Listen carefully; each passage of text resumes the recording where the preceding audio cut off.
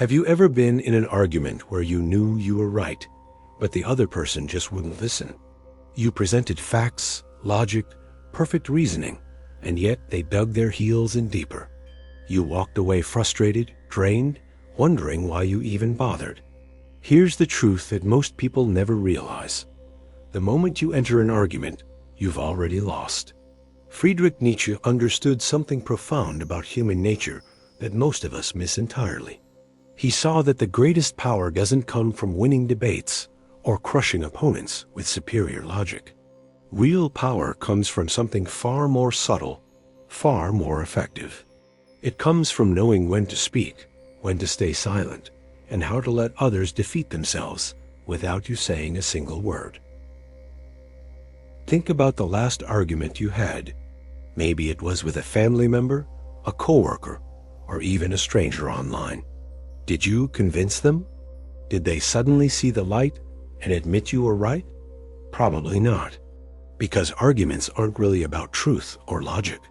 They're about ego, identity, and the desperate human need to be right. And Nietzsche knew this better than almost anyone. The most common form of human stupidity is forgetting what one is trying to achieve, Nietzsche once wrote. And nowhere is this more true than in arguments. We forget that our goal isn't to win a verbal sparring match, is to actually influence outcomes, to get what we want, to move through life effectively. And the irony is that the more you argue, the less you achieve these things. Let's start with a fundamental truth about human psychology. People hate being told they're wrong. It doesn't matter how gently you phrase it or how much evidence you have. When you challenge someone's belief, you're not just challenging an idea, you're challenging their identity. Their brain perceives it as a threat. Their amygdala fires up, their defenses rise. And at that point, no amount of logic will penetrate those walls. You've experienced this yourself, haven't you? Someone has probably tried to change your mind about something you felt strongly about. And what happened? Even if part of you knew they had a point, something in you resisted. Something in you wanted to protect your position, your sense of being right. This isn't weakness, it's human nature. And Nietzsche understood that working against human nature is foolish. The wise person works with it. So what does it mean to outsmart someone without saying a word? It means understanding that silence is not weakness. It's strategy. It means recognizing that the person who controls their reactions controls the situation. It means mastering the art of influence without confrontation, persuasion without argument, and victory without battle. Consider how most people operate. When challenged, they react immediately. When provoked, they lash out. When their ideas are questioned, they defend them aggressively. This is predictable. This is mechanical. And predictable behavior can always be outmaneuvered. Nietzsche observed that those who constantly argue are actually revealing their insecurity. They need others to validate their thoughts because they doubt those thoughts themselves. The person who is truly secure in their understanding doesn't need to convince anyone of anything. They can afford to be silent because their confidence comes from within, not from winning debates. Here's where it gets interesting. When you refuse to argue, something powerful happens. The other person expects resistance.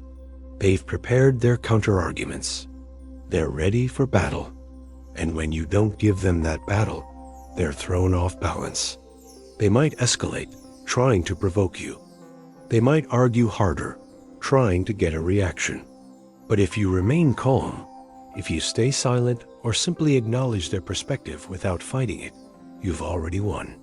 Because you've refused to play a game you can't win. Think about the people in your life who seem to always get their way, who influence others effortlessly, who command respect without demanding it. Do they argue constantly? Do they engage in heated debates? Probably not. They've learned something crucial. The less you say, the more weight your words carry when you do speak. This doesn't mean becoming passive or letting people walk all over you. It means choosing your battles with surgical precision. It means understanding that most arguments aren't worth having because they don't lead anywhere productive. And it means developing the self-control to watch others exhaust themselves while you conserve your energy for what actually matters. Nietzsche was fascinated by power, not the crude, obvious power of domination, but the subtle power of those who understand human nature deeply enough to navigate it skillfully. He saw that the need to argue, to convince, to be acknowledged as right, was actually a form of slavery. You become enslaved to others' opinions, to their validation, to their agreement.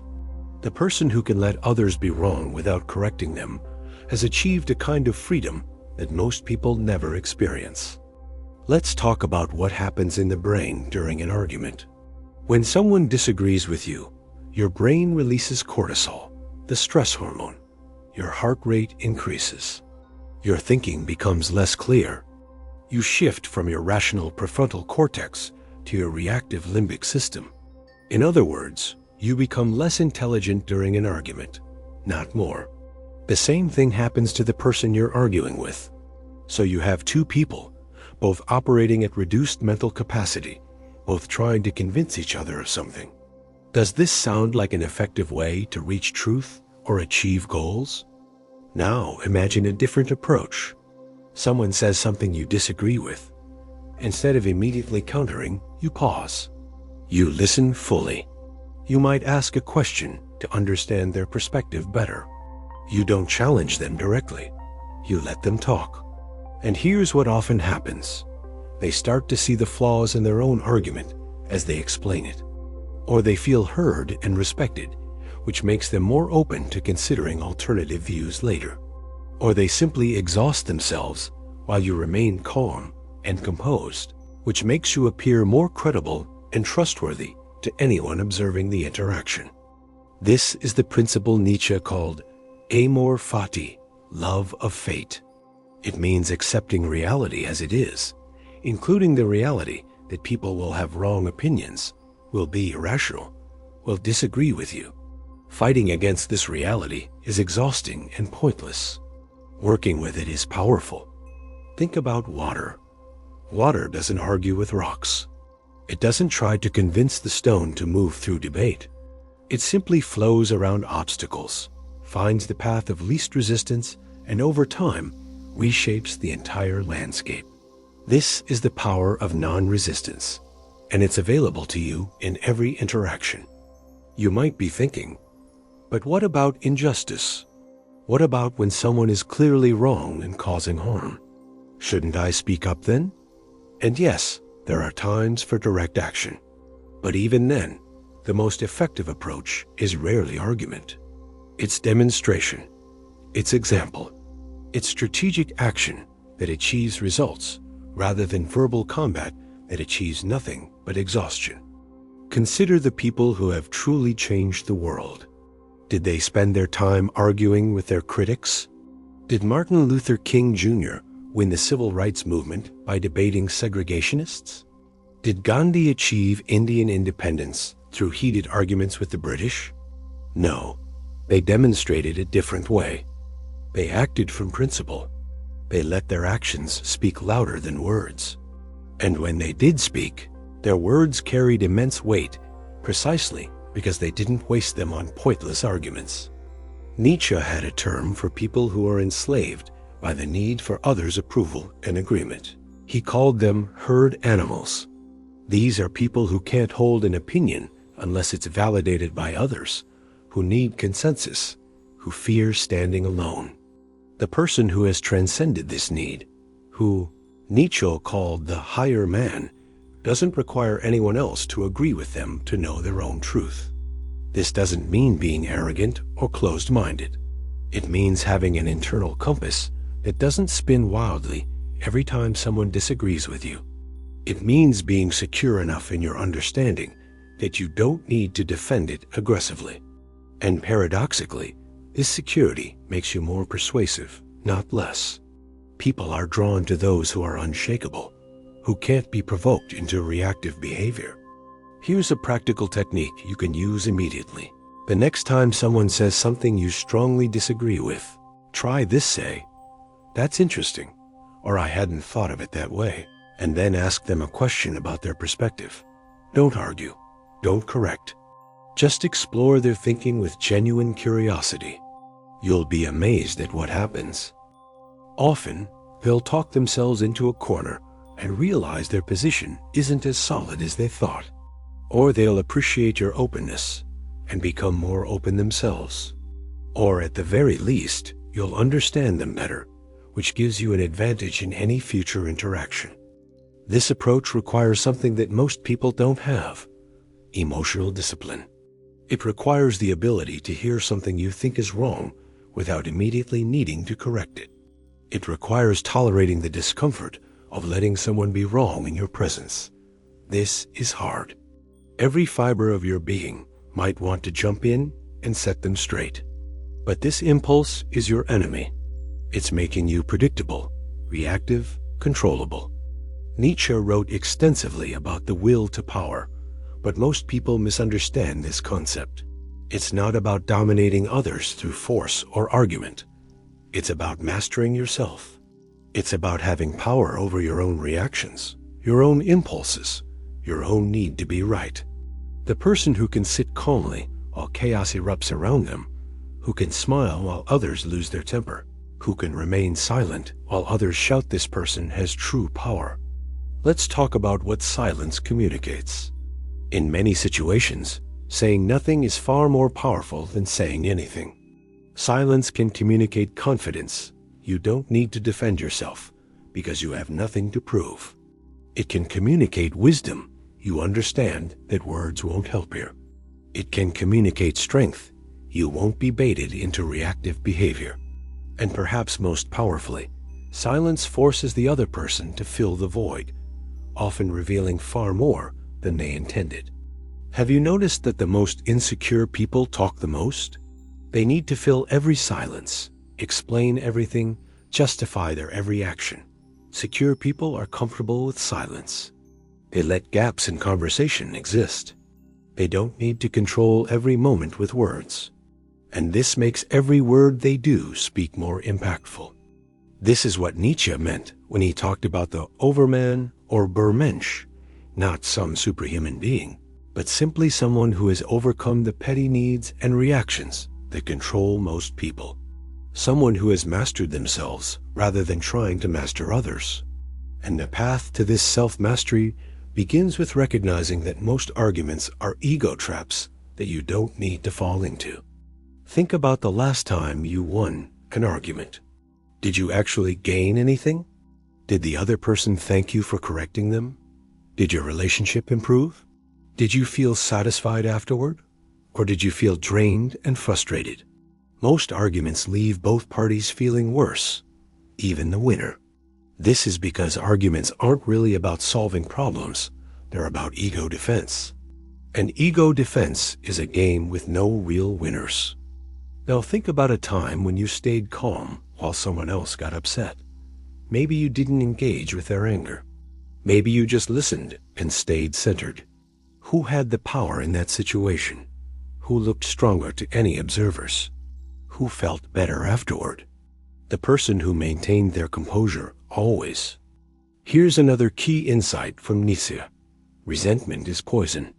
When you argue with someone, trying to prove them wrong, you're often operating from resentment. You resent that they don't see things your way.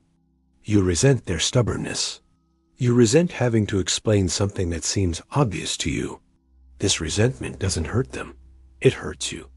It clouds your judgment, raises your blood pressure, and makes you less effective in every area of your life.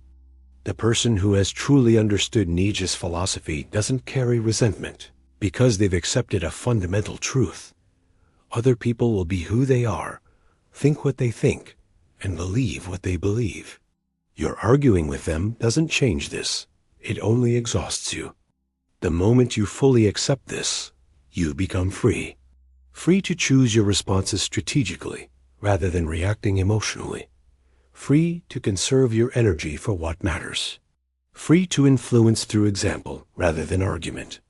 Let's explore a specific scenario. Imagine a coworker consistently takes credit for ideas that aren't theirs. The typical response is to call them out, to argue, to try to set the record straight. But this rarely works. It makes you look petty. It creates drama. It puts the other person on the defensive, making them double down. What's the alternative? Strategic documentation, quiet competence, building relationships with decision makers who see your actual contributions, letting the other person's pattern become obvious to others over time without you saying a word. This requires patience. It requires trust that quality reveals itself. But it's far more effective than any argument could be. Or consider a family member who constantly criticizes your life choices. You could argue with them every time, explaining and defending your decisions. Or you could simply stop engaging with the criticism. A simple, "I appreciate your concern," followed by changing the subject. No defense, no justification, no argument, just a boundary, calmly maintained. Over time, they'll either stop because they're not getting the reaction they want, or they'll continue, but you'll be unbothered because you've stopped giving their criticism power over you. This is what Nietzsche called becoming who you are. It means no longer being controlled by others' opinions, others' judgments, others' need to be right. It means developing such a strong sense of self that you don't need external validation through winning arguments. Here's a truth that might be uncomfortable. You're probably not as right as you think you are about most things. None of us are. We all have blind spots, biases, incomplete information. The person who refuses to argue isn't necessarily conceding the truth. They're acknowledging the complexity of truth. They're humble enough to know that their perspective is limited, even when they feel certain. And this humility, paradoxically, gives them more credibility than the person who argues with absolute certainty about everything. Nietzsche saw through the facade of certainty. He knew that the loudest voices were often compensating for the deepest doubts. The person who truly understands something doesn't need to shout about it. They can speak quietly or not at all, because their understanding is its own reward. Think about the people you most respect. Are they the ones who argue most forcefully? Or are they the ones who speak thoughtfully, choose their words carefully, and seem unflappable in the face of disagreement? The people who command genuine respect don't demand it through argument. They earn it through consistent demonstration of wisdom and self-control. Here's a practical challenge. For the next week, try not arguing at all. Not once. No matter what anyone says, no matter how wrong they are, don't argue. Instead, practice these alternatives. Ask questions, stay curious, acknowledge their perspective, change the subject, or simply stay silent. Notice what happens. Notice how you feel. Notice how others respond to you. This experiment might reveal just how much energy you've been wasting on arguments that serve no real purpose. The art of not arguing isn't about being weak or passive. It's about being strategic. It's about recognizing that most battles aren't worth fighting and conserving your resources for the ones that matter. It's about understanding that influence works through attraction, not force. People aren't argued into changing their minds. They're inspired to change through example, relationship, and their own realization. Nietzsche's philosophy ultimately points toward a kind of personal sovereignty, a state of being so centered in yourself that you're not blown about by every opinion, not provoked by every disagreement, not dependent on winning arguments to feel okay. This sovereignty is available to anyone willing to develop it, but it requires giving up something most people cherish, the satisfaction of being right in front of others. And here's the final insight, that satisfaction is hollow anyway. Have you ever noticed that even when you win an argument decisively, you don't feel the way you expected to? There's a momentary rush, perhaps, but it's followed by emptiness or continued frustration. This is because the ego can never be truly satisfied. It will always want more validation, more acknowledgement, more victories. Feeding it through arguments is like feeding an addiction. It only grows stronger and more demanding. The person who has learned to outsmart without speaking has transcended this addiction. They found a deeper satisfaction in self-mastery, in strategic effectiveness, in genuine influence, rather than forced compliance. They've discovered that the less they need to argue, the more powerful they become. Not because others fear them, but because others respect them. Not because they dominate conversations, but because they elevate them through their presence and discernment. So the next time you feel that familiar urge to argue, to correct, to prove someone wrong, pause. Ask yourself, what am I actually trying to achieve here? Is arguing the best way to achieve it? Or is there a more effective path that doesn't require me to waste my energy, damage relationships, or reinforce someone else's resistance? You already know the answer. You've always known it, somewhere deep down. Every argument you've ever had has taught you this lesson, even if you haven't been ready to learn it until now. The power has always been in your silence, your composure, your refusal to be drawn into pointless conflict. You just needed permission to use it. Nietzsche's greatest gift was showing us that we don't have to play by the rules everyone else follows. We can choose a different way, not through rebellion or aggression, but through understanding human nature so deeply that we can navigate it with grace and effectiveness. We can win without fighting, influence without arguing, and achieve our goals while everyone else exhausts themselves in verbal combat that leads nowhere.